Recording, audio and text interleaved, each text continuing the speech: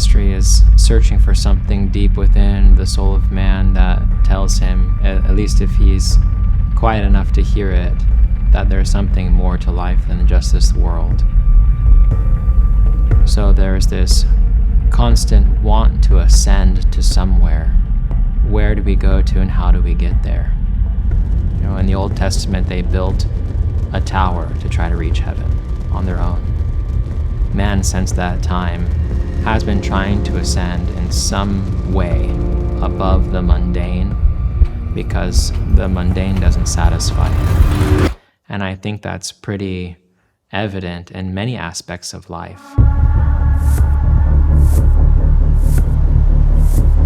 Most cultures have a story about their creator, and most people are searching. They're looking for who the creator is. Most people understand that if you just look kind of logically at anything else, there's nothing that creates itself.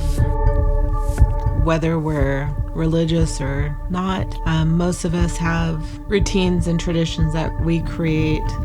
They provide comfort and direction and a place to go back to if we're feeling out of sorts.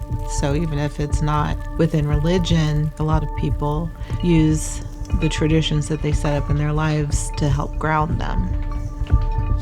And I have two sisters.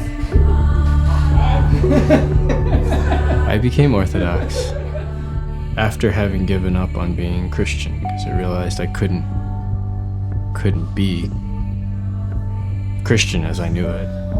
And so I gave up on that and then heard of this thing called Orthodoxy.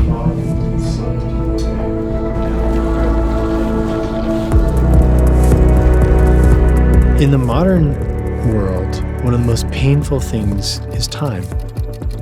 Most people live in the past and in the future. They're not here right now. We have become experts at moving ourselves out of the present and a fractured way of living. And we find living in the present very painful.